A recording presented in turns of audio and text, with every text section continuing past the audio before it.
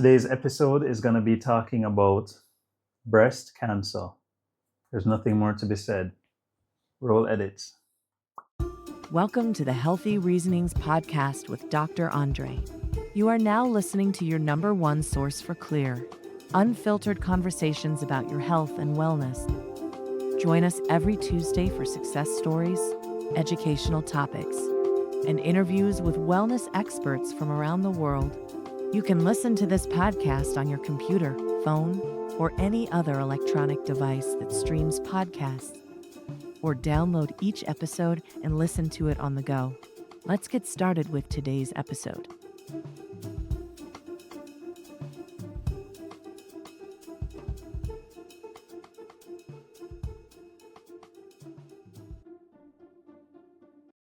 All right, so welcome back to another episode of the Healthy Reasonings podcast, your number one podcast for clear, unfiltered information about your health and wellness. I'm Dr. Andre Williams. I'm an integrative oncologist, certified in several of the best protocols around the world for treating cancer and what I call gray zone illnesses. Gray zone illnesses are those that have the patient usually ending up in a kind of wastebasket zone where you're not quite sure how to treat the illness, so you kind of just control it. So these include illnesses such as cancer, autoimmune illnesses are a really big deal, chronic pain issues like fibromyalgia, endometriosis, period pain. These are the things I love to treat. And the past 3 or 4 years have given me some new diseases to treat, but we're not going to talk about that just yet. Shout out to those of you who are in my special WhatsApp group who gave me feedback on whether we were ready or not to take on the topic of that new illness that I have to be treating since 2021. We're not going there today, apparently, because they've told me that it's not the right time. So we'll go there eventually, just not right now. Just a quick reminder that the information discussed here is not intended to form personal medical advice for you, the viewer. Healthy Reasoners already knew this, but I know there's probably somebody here who's here for the first time or maybe second time. So just want to give you an update that if you are having a personal medical condition that you think needs attention, please seek care from your personal healthcare practitioner. Or if you want to reach out to me, the first time I'm saying this, you can reach out to me through the traditional channels, which will be listed somewhere in the show notes, or if it's YouTube video, you can watch it in YouTube video. Remember to subscribe and like the video and to share it with somebody because it really helps. I treated someone the other day successfully and they were so pleased. They asked me, why isn't the treatment that I do more widely spoken about? And you can help me with that by subscribing, sharing, and liking this video. Today we're talking about breast cancer. So before we talk about breast cancer specifically, let's set a few foundations again for our first-time viewers. Number one, I do not believe that there will be or has ever been a universal cure for all cancers. And the reason is that my approach to cancer is based on, first of all, my faith. And I'll quickly share a little bit about that, which is I believe that God created us as body, soul, and spirit. And there's a nice verse in the Bible, Hebrews 4, verse 12, which says, "For the word of God is alive and active, or powerful, sharper than any two-edged sword, piercing even to dividing asunder of the soul and spirit, and of the joint and of the marrow, and is a discerner of the thoughts and intentions of the heart." And what I usually take that to mean is that the Word of God is the most powerful force in the universe. And it probably is the only thing that can help to separate body, soul, and spirit. Meaning, if someone has an illness, it could easily be rooted in the physical, the body, joint, and marrow, the soul, which is the emotions, the mind, and the will, and the spirit, which is who we really are. And so this is the whole basis of my holistic approach to treating cancer and other illnesses. And this is why I don't think that we can just simply slap a tag on cancer and say that it's cured, because it's not entirely a physical illness. I believe there's always an emotional and or spiritual root to every person's disease of cancer. So that's one, to get that out of the way. Two is that I don't believe in encouraging anybody to fight cancer, to survive cancer, to battle with cancer. These are words that I don't believe in, because I think the body is simply unable to regulate its way back to balance, and that is why cancer is allowed to continue. But at the same time, telling somebody that they need to battle with cancer or fight with cancer creates kind of energy and a kind of language that I really don't endorse, because then let's say somebody does not heal. Does that mean that they lost the fight, that they didn't fight hard enough, that the enemy was too great for them? It's a little bit tricky, and so I don't believe in using those terms. I actually encourage my patients to heal from cancer, and I have had multiple experiences over the years which show me that it is entirely possible. And I wanted to make sure I set that foundation before we speak about breast cancer in particular, for several reasons. One, it's very likely that if you're watching this video, you have encountered breast cancer yourself, either in yourself, your family, or maybe even in a friend or coworker that you've heard about who has developed it.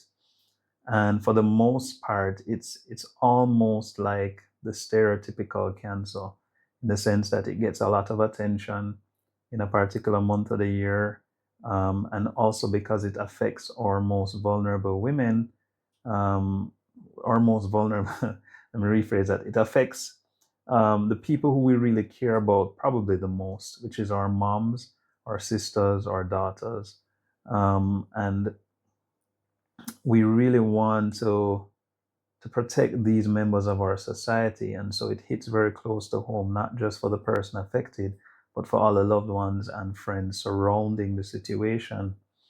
So it is the archetypal cancer, so to speak. And as a result, it's a good way for us to tackle our principles. Again, we've spoken about prostate cancer, we've spoken about pancreatic cancer, now we're tackling breast cancer today. So let's pull up our usual little diagram here. I want to let you know that big things are coming for the work we're doing on this podcast. And Healthy Reasoners, I intend to ensure that you are the first to have an opportunity to participate in what is coming very soon. You will be entitled to discounts on something that we're working on. And so I want you to stay tuned to these podcasts very carefully, because I'm not going to necessarily make a big announcement. I only want dedicated Healthy Reasoners to participate in this upcoming opportunity. So we have our chart up, and we're looking at the four things that must be established if we're going to have a good cancer treatment outcome. And these are the four things you're going to look for when you're trying to evaluate a cancer treatment protocol. And it's the same thing for whatever cancer. We're talking about breast cancer today, but you'll recall a few episodes back I shared that with each cancer, there's some aspects of these four arms that are a little bit more dominant than others. So for example, in prostate cancer, I spoke a lot about the need for detox, spoke a lot about, for example, the gallbladder flush. And we hinted a little bit at the fact that emotions were very critical for prostate cancer. Pancreatic cancer, again, we spoke a lot about emotional health. We spoke about nutrition, I believe, and also the gallbladder flush again. Now, for breast cancer, I have a very interesting perspective, because I've seen hundreds of patients with breast cancer. And depending on where you live, you may be used to seeing breast cancer in its very advanced stages, as I do here in Jamaica. A lot of the patients who present to us, both when I was working at the hospital and in my private clinic, have already developed a lump. And in many cases, it's a large lump, or it's locally advanced disease, meaning it has spread beyond the breast and headed towards the underarm, the armpit area, or further. And obviously that makes life a little bit more difficult because the body has a lot more recovery to do to heal completely. But that doesn't stop us from applying the same grid to breast cancer as we would for any other cancer. So the four things we're looking at are we need to look at one, the ability to kill cancer cells, destroy cancer cells effectively. Two, we need to be able to bring nutrition and repair to the areas that we have done some work on. Three is we need to be able to do detox to pull all the waste, damaged tissue, destroyed cancer cells, and whatever else needs to come out, old toxins, old chemicals. All of these need to get an opportunity to be removed safely from the body so that there is no opportunity for the cancer to return. And again, not a phrase that I like to use, but what we really are emphasizing is not whether or not it's returning or going away, but we're changing the environment so that the body no longer is out of balance. And when it's back in balance, then the environment does not facilitate cancer cells. So in breast cancer, we're going to talk quickly about the um, the first option, first arm, which is looking at destroying cancer cells.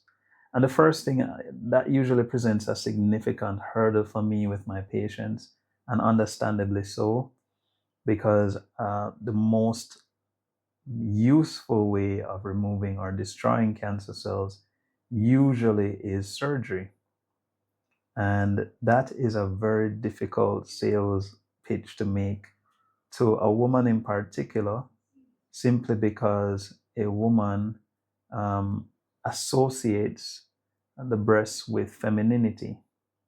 And so removing a part or the entire breast, or in some cases, even both breasts, is definitely a challenge in terms of trying to communicate to a woman that this is what is going to be required. So it's not with any joy that we often have to suggest surgery for breast cancer.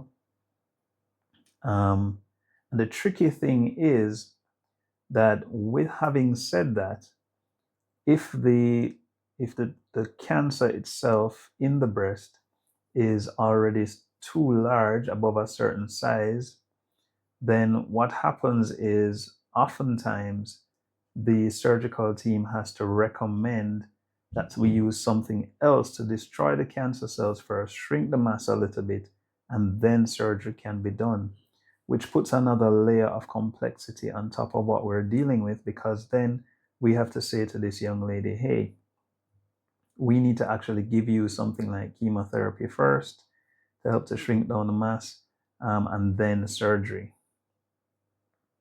And most people don't want either of those two options, because in an ideal world, you'd be able to not have to do either of those.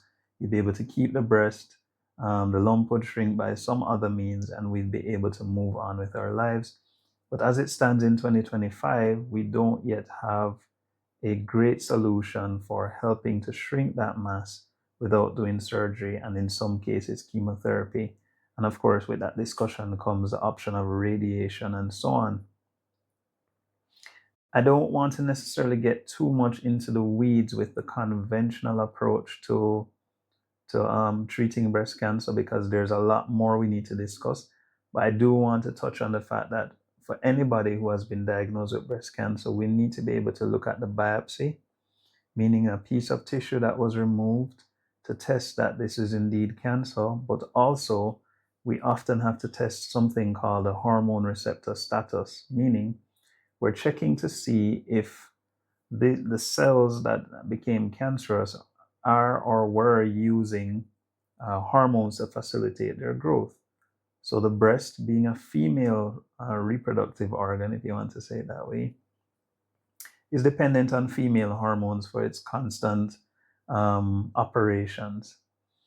And as a result of that, if we can demonstrate that this patient's cells continue to require estrogen or progesterone, for example, for their growth, then it means we have an opportunity, whether in the short term or the long term, to help this young lady by essentially starving or blocking the cells having access to those hormones. And of course, There's a possibility of testing for another receptor called HER2 new. You'll hear your doctor talk about that a lot. And that receptor is helpful again because if you are HER2 new positive, then it means that your cells are more likely to behave in an aggressive way. It means the body is having that much more difficulty regulating itself in the area of the breast. And as doctors, we have to pay very close attention to that because there are treatment options that we would then need to integrate.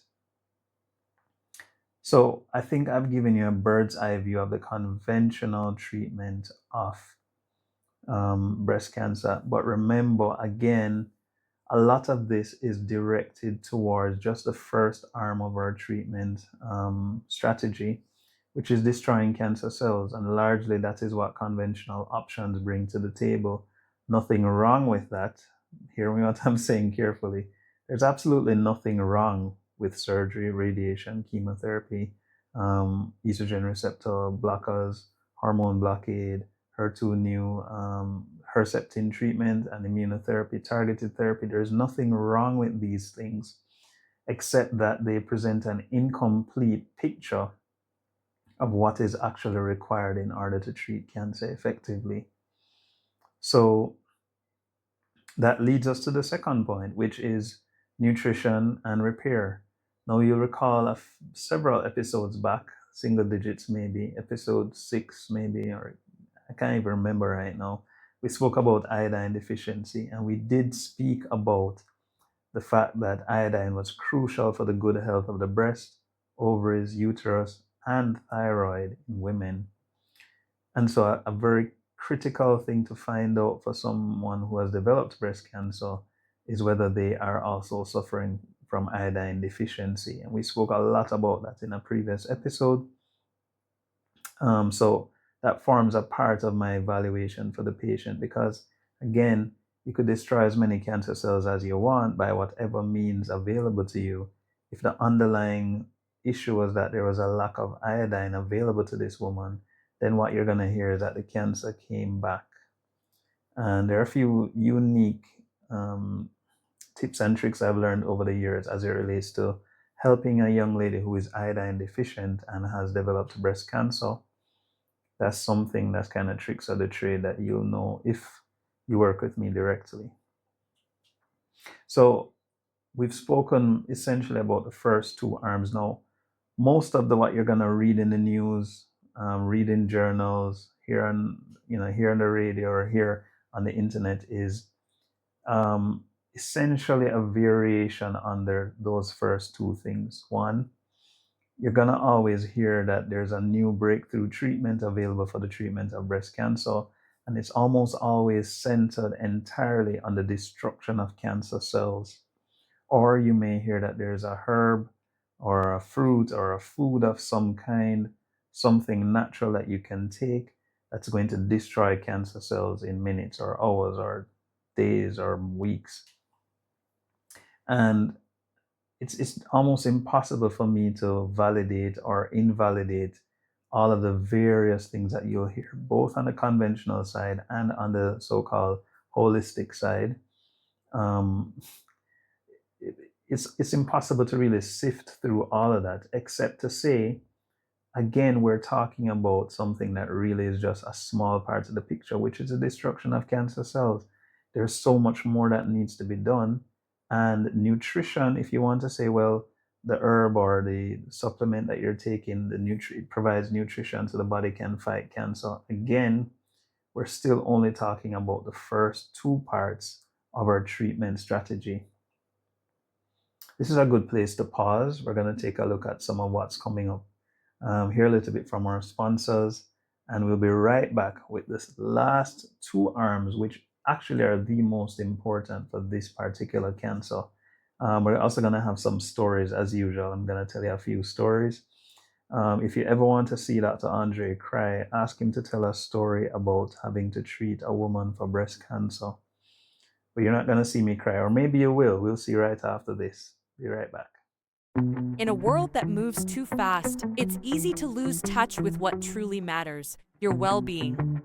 At Teshuva Wellness, we believe in a return to balance, to healing, to your best self. Our holistic approaches nurture not just your body, but also your soul. Whether you're seeking peace, energy, or a deeper connection, we're here to guide you every step of the way. Our medical experts specialize in holistic treatments for chronic diseases, ranging from autoimmune illnesses to cancer. Our treatments are safe, non-toxic, and effective. Because at Teshuva Wellness, your journey to wellness is our greatest commitment. Visit our website today at teshuvawellnessja.com or call 1-876-787-8197. That's 1-876-787-8197. Teshuva Wellness. Return to health. Return to your best self. Yeah, we're back. And I promise you that you might see me cry. Which is not to say that I don't, because it's a difficult job. It has its many rewards, but whether tears of joy or tears otherwise, or just being touched by some of the stories I hear, it's a very difficult job to do. My faith keeps me strong. The success I have with my patients keeps me strong. My family support and friend support keep me strong. But it can be, what you see in the movies is not far from what happens in my office sometimes. Anyway, so we're talking about breast cancer, and I wanted to share with you a very curious thing that I've learned over the years. And I'm not the first to make this observation by any stretch, but nonetheless, let's talk about it, which is in breast cancer, we already know intuitively how gut-wrenching it is to hear that a woman has been diagnosed with a so-called deadly disease. And that visceral emotion that we feel almost immediately when we hear the news, whether we're male or female, speaks to the fact that all of us have a mother. Some of us have daughters, some of us have sisters. The point is, we all have this awareness that the female body and the female personality is precious. But here's a funny thing about the emotional side of the treatment protocol for breast cancer. It tends to be the side that must be supported. And if it's not, even in the temporary success afforded by the other two options, if the emotional and spiritual support is not there, then the patient invariably either does not respond to the first two treatment arms, or they respond initially only to relapse, so to speak, later on. So that means we need to talk seriously about the breasts. And obviously, I can't use diagrams because I can use diagrams, but I did once and got in trouble for some strange reason. So we're just going to talk freely, because ultimately, the breasts represent two things. Well, one thing. The breasts are organs of nurture. All right, there's no way around that. They're organs of nurture, and whether it is we're nurturing a child, a baby, an infant, or we're nurturing a romantic interest, the fact is that the breasts are organs of nurture. Now, this is not just a symbolic reality, but it also speaks, if you're a believer in energy, if you're a believer in spirituality and faith, and it also speaks to the kind of power that the breasts have, and the way they kind of interact and connect with the rest of the body. What am I saying? I'm saying that when a woman develops breast cancer, it is very important for us both the patient and I, to figure out which relationship in their life, which relationship that is related to nurture, has not been functional or has been dysfunctional, not working out, which means I have to ask the tough questions. I have to ask, how is your romantic relationship going? Whether the current one you're in or previous ones. If they're no longer active, then why are they not active? What happened? How did that make you feel? And of course, I then have to ask, how are your children doing if you have children?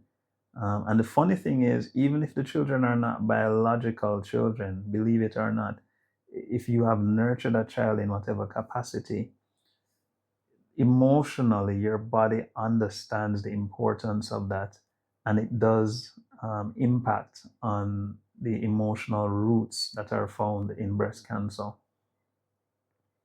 And this is something that has been widely discussed. I read a lot of European textbooks. I get my information a lot from Europe medical literature where I can get it translated or when I'm taught by some of the doctors from that side of the world. And this is something that has been widely discussed. And of course, I don't need to tell you about Chinese or Eastern medicine and how they view this kind of a discussion. Nonetheless, we're talking about an organ of nurture, and if we can dig deep into the uncomfortable discussions around relationships that have not gone right, I've found time and time again, separate and apart from designing a good treatment protocol in the other ways, time and time again, this is where the real jackpot is, helping to repair and restore this patient in the area of their emotional health, spiritual health, as it relates to past romantic or parental nurturing relationships. Not an easy conversation to have, never has been, probably never will be, but we have them nonetheless, and I'm going to try to share a few of them in short order right after this break, and then we'll wrap everything up. See you soon. Healthy Reasoners. You asked and we listened. After enjoying today's episode, you can now send Dr. Andre your comments via WhatsApp. That's right, WhatsApp your comments or voice messages to us at 1-876-405-7831. In fact, take a moment to send us a WhatsApp right now. If it's really good, Dr. Andre will read it in the next episode. Once again, that's 1-876-405-7831. Send us your message now. We can't wait to hear from you.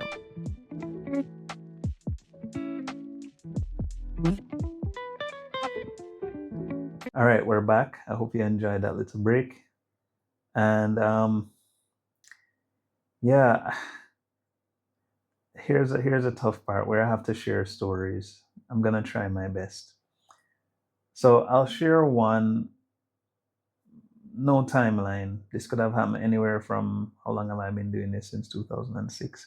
This could have happened 19 years ago. It could have happened 9 years ago. It could have happened 9 months ago. It really doesn't matter. The point is that I met a young lady once who came in with her sister, both adults.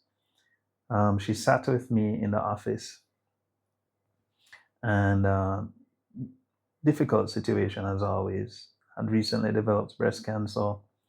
Went to be evaluated, had the biopsy done, got the information, but of course, typical puzzle for most of us as doctors, the lump in her breast was big, and as a result, it was going to be difficult for the surgeon to do an effective surgery without getting it shrunk somehow. And so she was told that she'd need to do chemotherapy first. And she came to see me in the office hoping that I would tell her a way to not have to do chemotherapy or surgery. That's always a hope. Not usually possible, although there's some great things in the works. I'm not going to let that cat out of the bag yet. But yeah, typical situation for me and for the doctors who had spoken to her before. But I had this sense when talking to her. First of all, she was very, she looked like somebody who had been emotionally stressed for quite some time. And you'd think that's every cancer patient, but she had an extra layer of stress that I could sense. And for some reason, I said to her, how is everything going with your relationship at home? Are you married? And she said, yes. And I said, okay, how is everything going? Now, because of my vantage point, I was able to see her sister behind her in the distance, and her sister was giving me the thumbs up. For those of you watching me on video, I'm giving a thumbs up gesture. For those of you who are not, I just described it for you. And she really, her sister was really excited when I asked her that question, and like she was encouraging me to continue to probe. So I said, "Is everything okay?" And she said, "Well, not really." And I didn't leave it there. I said, "So what's not okay? What's happening?" And she said, "Well, my marriage is really not where it should be." And I said, "Well, that's almost everybody's marriage. So what specifically is going is going on?" And she said, "Doc, I don't know how to put it to you, but I'll share it this way. For the past couple of years, every night just before I go to bed, the last thing my husband says to me um, before I go to sleep is he's gonna me." And yeah, that she just said it to me point blank like that. And I said to myself, well, this is not what I expected to hear, but nonetheless, here I am. And I prayed about it and I said, okay, I'm going to have to give a really clever answer here, because as a healthy reasoner, you know what I'm about to say. No amount of chemo, no amount of surgery, no amount of radiation, no amount of hormone blockers, targeted therapy, immunotherapy, no amount of any of those things, none of the best herbs, the best supplements, the best foods, the best nutritional approach, the best starving yourself from this, starving yourself from that, is gonna fix an environment like the one that lady described to me. And this is exactly what I said to her, that if you don't get that fixed, it really doesn't matter what we give you. She said, well, Doc, I appreciate that, but what do I do? And I said, well, I'm going to call upon the fact that I have a sister and I have a mother and I have aunts, and I'm going to tell you what I would tell them, which is number one, do you have brothers? And she said, yes. I said, do any of your brothers carry firearms? And she said, yes. I'm not going where you think I'm going, healthy reasoners. I said to them, have one of your brothers, let them know that they're going to meet you at your house one day when your husband is not there, and they're going to meet you with a moving van. Let them come armed, and you ensure that when they come, you pack out every single thing that belongs to you in that house into that moving van. Not things that don't belong to you, just things that you need, your clothes, that kind of a thing. And you jump into that van with your brothers, and wherever they carry you, that's where you're going to stay. And I saw her sister in the background giving me the aggressive thumbs up, like, yes, doc, tell her. And I said, okay. She said, all right, so what do I do about the chemotherapy and the surgery plan? I said, well, that's exactly what we're going to do. So I'll see you back in 10 days. And when I see you, you tell me how this story went. Then we'll make a call. Healthy reasoners, I saw that lady again in 10 days, and it was a totally different lady. She walked in, hair well combed, well put together, nice, bright smile on her face. Her face looked like, she had, I don't know how to describe it, but everything that I had perceived the first visit was gone. She walked in with a bright smile. She had on a really bright dress. She sat down and crossed her legs and engaged, whereas before she had just been kind of slouched down in the chair. And I said, well, somebody's feeling different. And she said, Doc, I did exactly what you said. I went back into my family home that I grew up in, and it is such a delight to go back to my old bedroom, chat with my family. They've been so supportive. And I have decided that I'm going to go to the hospital and do the chemotherapy and do the surgery, and I know I'm going to be fine. So I want you as healthy reasoners to imagine if I had just given this lady the usual story, which is, well, I'm afraid, ma'am, this mass is too big for surgery, and I'm recommending that you do the chemotherapy and then eventually the surgery. I have found that what happens is the cancer literally just almost locks itself in. And I'm going to try and find there's a little model that I have here that I wanted to use to demonstrate to you what I'm saying. It literally just kind of locks in all the emotions. like a big ball of yarn, and until you untangle them, everything just kind of just clenches in, and nothing really dislodges it. It's almost like if I lock my fingers like this and I try to pull one finger at a time, there's still so much power left behind that nothing really happens. But if I find a way to dislodge several fingers, then it becomes easier to separate. So that's story number one. Story number two, again, this could have happened 19 years ago, 19 months ago, um, um, 19 days ago. It was a lady that I met some time ago. By the time that she met me, she had already developed stage 4 breast cancer. Stage 4 meaning that it had spread from the breast to a distant organ. And in this case, it had spread to the bone. And I said to this young lady, I said, tell me your story. And she began to tell me the story.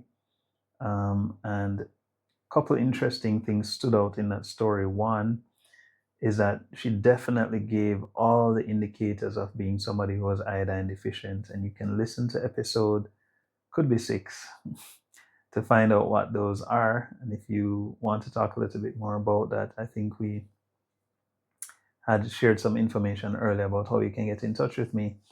But yeah, she definitely had all the signs. Her life had literally played out just like a perfect story of iodine deficiency. So I already knew that was going to be important to get her going in terms of her recovery. But also, there was a deep emotional challenge that she was having, which was twofold. Ironically, one of the issues what she was having was with her how she was brought up by one of her parents. She really had a lot that she needed to unpack related to memories from her childhood. But then at the same time, yes, you guessed it, she was having issues not with her spouse, but with her um, child, adult child, who was not achieving success as quickly as she was hoping. And so that conversation was very interesting because I had to say to her, listen, your disease is pretty advanced. And so we do need something to help to kill the cancer cells. Um, and that's unfortunately gonna have to be chemo given where your disease has gone. However, we're gonna tackle the other 3 arms as well by getting you very good emotional wellness coaching. I sent her to Diuitico. Maybe not initially, but eventually. And also replacing your iodine stores. And finally, helping you with detoxification. So it was kind of tricky because she didn't necessarily want her conventional doctors to know that she was doing these additional things. And that's okay because it's the patient's choice. But we came to an agreement that she would do the chemotherapy, but also do the support with her iodine, get significant work done emotionally, and we did something for detox, which I'm probably not remembering right now, and it really is not that important. The point is that to her doctor's surprise, not only did she go through the chemotherapy much better than she or anybody could have expected, but after I think it was 18 months, so she did a few cycles of chemotherapy, and then she was being followed by both myself and another doctor. Long story short is that they repeated a PET scan for her, and there was absolutely no trace of cancer at, I believe, 18 months.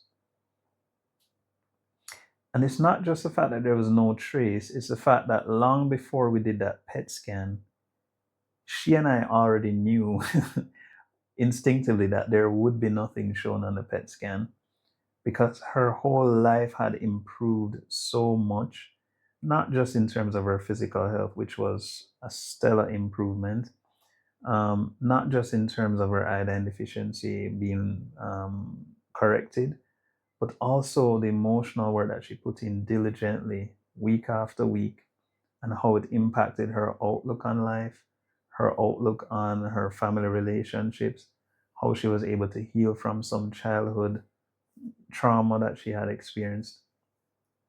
and to become a stronger person emerging from this journey. So that's story number two. Um, what am I gonna tell for story number three? Story number three is is a lady who um, she will always be. It will be difficult for me to forget the first day I met her.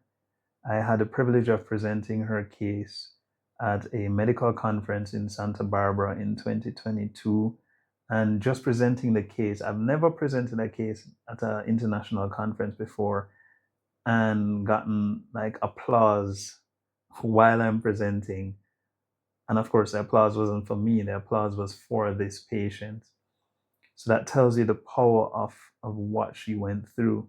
And what this lady did really is that she developed a breast mass, which she initially tried to ignore, but one day it began to bleed. And she visited her doctor, who evaluated it and said, "Hey, listen, this is a huge breast mass. It's bleeding. It's most likely breast cancer. We're gonna biopsy, but get yourself ready. In the meantime, let's help you to kind of stop the bleeding." So they did that, got the biopsy, rushed it, and within a few days, she knew, okay, this is breast cancer. And by the time they did the imaging, every single bone in her body, more or less, had already been affected by the breast cancer. And for better or for worse, she said to her doctor, "Well, I know you're going to tell me there's nothing that can be done. So I'm going to Dr. Andre." And I just heard that this lady was coming to see me. I was sitting in my office getting ready for her to arrive. The nurse came in and said, "Oh, she's already here." So I said, "What do you mean?" She said, "Well, she really is not able to sit up because all her bones are so badly damaged. So we just put her into the procedure room immediately because she can't sit up. She has to lie flat." And I said, "Okay, well, let's see what this is all about." I stepped into the room and I had to hold back the tears because this lady was just so sick. I mean, she was just, emaciated. You could see she was in pain. She was just barely able to lie there on the bed. And also, what was curious about her was that her skin was just literally just peeling. And I said, "Well, this lady is so ill." And the lady looked at me and said, "Doc, listen, I came here because I know you can help me." I told the doctor I'm not doing any of his stuff. They told me there's not much they can do. And I said, "I'm going to you and I'm lying here in the bed because I know you can help me and I'm not going anywhere else. So you better help me." And I said, "Well, I don't know if I can." And she said, "Well, I know you can." And I mean, the lady pretty much just held me kind of like a stick up at the bank. She said, "Give me all your," it would be, "Give me all your money, but give me all your help, and give me all the tools you have." And I did. I provided her with a protocol we use at the center called the Teshuva Wellness ATP protocol, which consists of twice weekly treatments with intravenous ozone therapy, some vitamins, and in her case, she was very iodine deficient. And here's a curious thing. This young lady had experienced physical abuse as a child, and it was affecting her as an adult. So, hmm, so all of those areas that the bones were just invaded by cancer, one wonders if these were areas that she had received injuries, whether emotional or otherwise, as a child. But that's besides the point. The point is that this lady went on, within a year, her breast mass had completely shrunk. She was now able to walk on her own. I'd referred her to get some help with her bones, and the doctors essentially, after a while, said to me, "Well, I mean, we gave her some radiation for the pain, but there's nothing more that needs to be done. She can wear a brace, but we're not going to see her again for another 6 months." And sure enough, that's right. She moved from being told that she really didn't have much time left to living for, I think it was 3.5 years. And then she passed away. The point is that we at some point are gonna have to change the narrative around breast cancer, cancer in general, but breast cancer, because we all have moms, we all have sisters or female relatives or even female friends or wives. I mean, you must have a mom, come on. And it just hits too close to home. We can't relegate this thing to just a 5K run or a 5K walk or some sort of a donation every year for a month.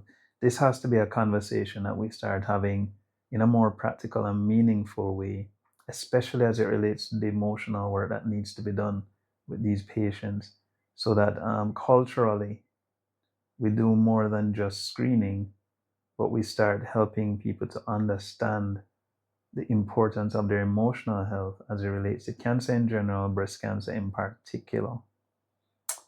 Yeah, I've exhausted everything I wanted to say about this. I really hope it was recording all this time, because I've had multiple times and it just wasn't. I think I'll remember everything if I need to. Yeah, it's been a bit of an emotional discussion this time. But the point is, there's help available for breast cancer.